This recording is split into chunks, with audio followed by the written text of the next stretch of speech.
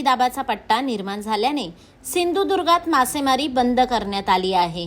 चालू वर्षातील हा शेवटचा मासेमारीचा हंगाम होता। 1 जून पासून प्रामुख्याने समुद्रातील मासेमारी बंद करण्यात येते।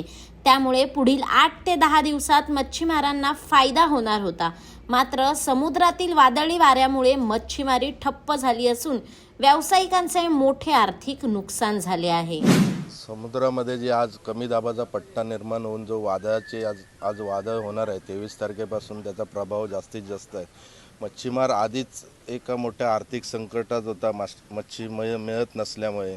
या अगोदर पण तोक्ते वादळातनं जे नुकसान झालं त्याच्यातनं कुठेतरी आता मच्छीमार सावरत असताना परत एक नवीन वादळाचं संकट मच्छीमारांसमोर निर्माण झालेलं आहे। आज हंगाम समाप्तीला एक 10 ते 12 दिवस राहिले असताना 10-12 दिवसात जर चांगली व्यवस्थित मच्छीमारी झाली असती तर जे त्यांचा खलाशी वर्ग असतील किंवा इतर बोटींच्या मेंटेनन्सची कामं असतील ते त्या पैशातनं करता येऊ शकली असती। तर हे आज वादळामुळे त्यांचं एक आर्थिक नुकसान झालेलंच आहे। त्याच्यानंतर हे आता एक धंदा बंद झाल्यामुळे एक खच्चीकरण झालेलं आहे, त्यातनं मच्छीमारांचं खूप मोठं नुकसान होणार आहे।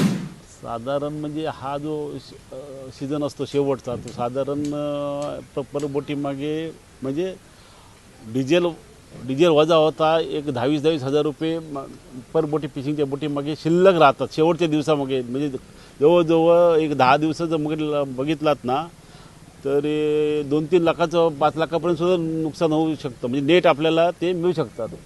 ते आता हे लोकांनी गमावले आहेत। तेच निर्णायक जे आहेत ते खलाशी सोडण्यासाठी उपयोगी पडतात। नैसर्गिक आपत्तीमुळे नुकसान तर होणारच आहे। ते नुकसान आता हे सोसावं लागणार सर्व मच्छीमारांना, बोटवाल्यांना, तसंच खलाशी वर्ग आहेत त्यांना पण त्याचं नुकसान सोसावं लागणार। आणि शेवटच्या याच्यामध्ये जास्तीत जास्त फायदा होतो ना तो आता आमचा होणार नाही।